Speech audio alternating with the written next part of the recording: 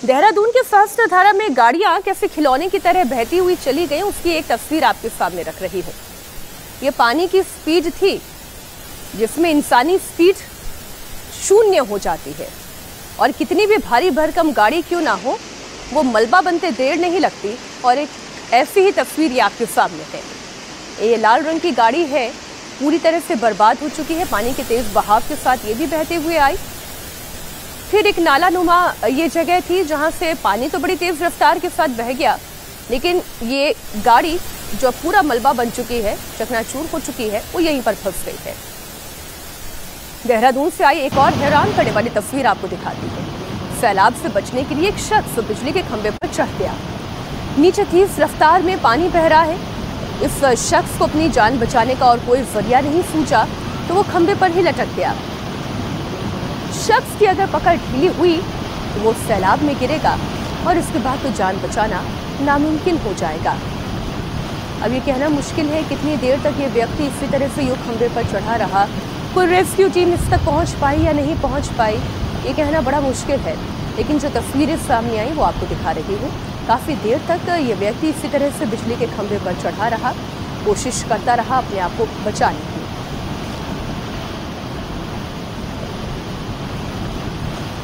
ये व्यक्ति भी ये सोच रहा होगा कि कब ये जल प्रलय रुके, पानी की रफ्तार कम हो, ये खंभे से नीचे उतर पाए।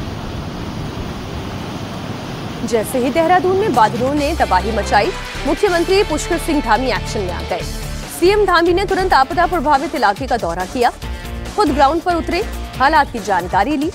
सीएम के साथ अधिकारी भी मौजूद रहे और सीएम ने तुरंत राहत और बचाव कार्य में तेजी लाने के निर्देश दिए। सीएम धामी जिस जगह पर पहुंचे थे वहां आगे की रोड पूरी तरह से सैलाब में बह गई थी। सीएम धामी जेसीबी पर सवार हो गए, आपदा प्रभावित इलाकों का दौरा किया। बादलों की तबाही में उत्तराखंड को कितना नुकसान हुआ है इसका आंकलन खुद पहुंचकर किया। आप ये जो जेसीबी देख रहे हैं, इसे जेसीबी पे सवार हैं मुख्यमंत्री पुष्कर सिंह धामी। आप देखें जिस सड़क पर ये जेसीबी चल रही है वो सड़क अब आम गाड़ियों के चलने लायक तो रही ही नहीं, पहली बात। और दूसरी बात, ये जेसीबी भी बहुत आगे तक इसलिए नहीं जा पाई क्योंकि आगे की तरफ रास्ता ही पूरा टूट चुका है। ऐसी भयानक तबाही आई है कि रास्ता ही, पूरी सड़क ही जर्जर हो गई है। ऐसे में नुकसान का आकलन वो खुद पहुंचकर करना है।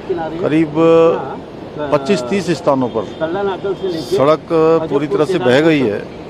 घरों को बहुत नुकसान हुआ है, सरकारी संपत्तियों को नुकसान हुआ है और पूरा जनजीवन अभी अस्त व्यस्त है। उसको सामान्य करने के लिए सभी प्रयास किए जा रहे हैं। बहुत सारे संपर्क मार्ग कट गए हैं। अभी नदियों का जो जल स्तर है वो भी काफ़ी बढ़ा हुआ है।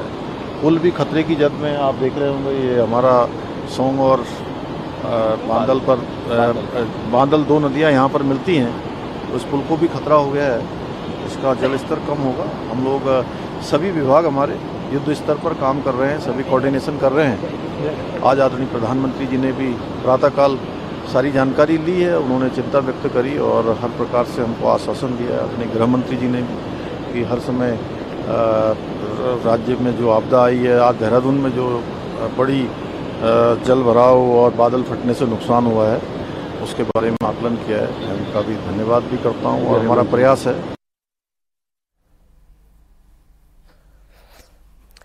तो तस्वीरें इस वक्त आप देख रहे हैं, ये मेन मार्केट की तस्वीर है। अब आप देखें ये जो प्रसाद भंडार है, इस प्रसाद भंडार के पास से टपकेश्वर महादेव मंदिर है। मंदिर के अंदर भी पानी है, मंदिर के बाहर भी पानी है, सड़क पर भी पानी है, दुकान के अंदर भी पानी है। अब ये जो लाइव तस्वीरें हैं वो आप देख रहे हैं। ये एक और तस्वीर आप देख रहे हैं। बादल फटने के बाद गजब का सैलाब आया है। 300 से 400 लोगों को रेस्क्यू किया जा चुका है।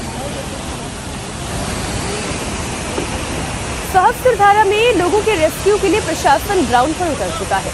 जेसीबी की मदद से लोगों को सुरक्षित जगहों पर भेजा जा रहा है। हमारे संवाददाता हिमांशु की एक रिपोर्ट देखिए।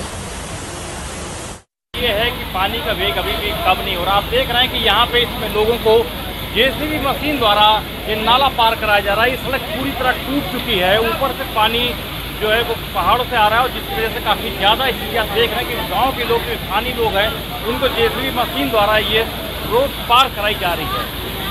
हालात यह है, आवागमन पूरी तरीके से ठप हो रखा है। अभी भी 26 लोग कारलीगाड़ गाँव में फंसे हुए हैं, 2 लोग लापता बताए जा रहे हैं।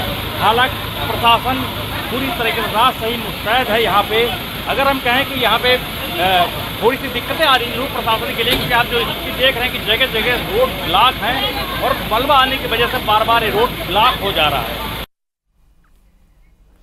ये मंदिर के अंदर की तस्वीर आप देखें, न सिर्फ पानी के सैलाब ने मलबा भर दिया मंदिर परिसर में, बल्कि अपने साथ बहा कर लाए हुए पानी के साथ ही आए हुए ये पेड़ों की डालियां, पेड़ों के तने, मिट्टी, पत्थर, सब कुछ मंदिर के अंदर आ गया है। देहरादून में आदन नदी उफान पर है, लोगों की जान पर खतरा मंडरा रहा है। तस्वीरें आप देखिए, नदी में एक ट्रैक्टर ट्रॉली है जो नदी के तेज बहाव में बह गया। ट्रैक्टर ट्रॉली के बहने की ये तस्वीरें कैमरे में कैद हुई। ट्रैक्टर ट्रॉली समेत कई लोग पानी में डूब गए।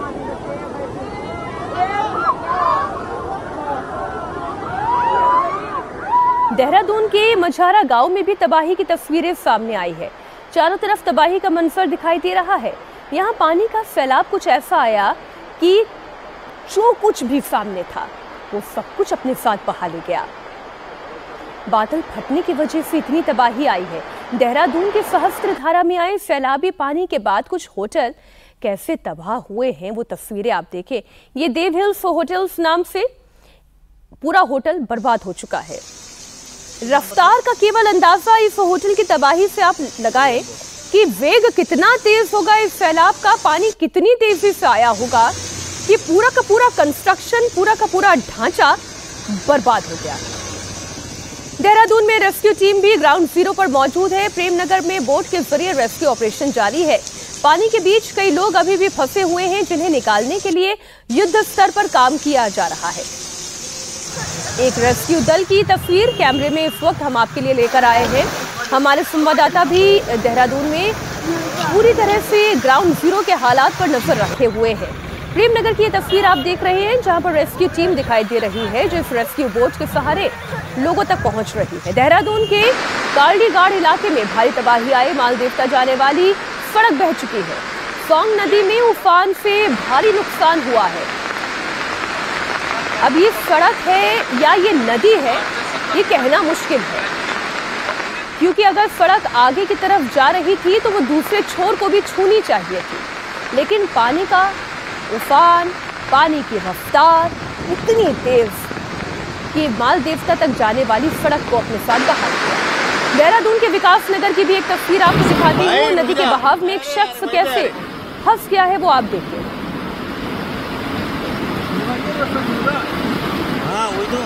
ये देखो यहाँ देखो। जिंदगी और मौत के बीच की ये जंग है। पानी की तेज रफ्तार है, वो अपने साथ इस शख्स को बहा ले जाना चाहती है, लेकिन जीवटता भी देखे इस व्यक्ति की, चेहरे पर मुस्कान के साथ पूरी ताकत के साथ अपने आप को बचाए रखने में कामयाब हो रहा है। बादलों ने उत्तराखंड में जो तबाही मचाई वो तो तस्वीर हमने आपको दिखा दी, लेकिन हिमाचल में कई जिलों में आसमान से आफत बरस रही है। उत्तराखंड में सबसे ज्यादा तबाही देहरादून में हुई, जहां कारलीगाड़ के पास कल देर रात बादल फटे तो रिहायशी इलाकों में मलबा ही मलबा था। कई होटल और दुकानें, घर, मकान सब तबाह हो गए। अब आपको हिमाचल की तस्वीरें भी दिखा रही हूँ, जहां पर चंबा में आप देखें क्या तबाही आई है। चंबा में भारी बारिश के बाद लैंडस्लाइड और फिर पहाड़ का बड़ा हिस्सा टूटकर सड़क पर आ गया। रोड ब्लॉक हो गई है। कई गांवों का संपर्क मेन मार्केट से टूट गया है।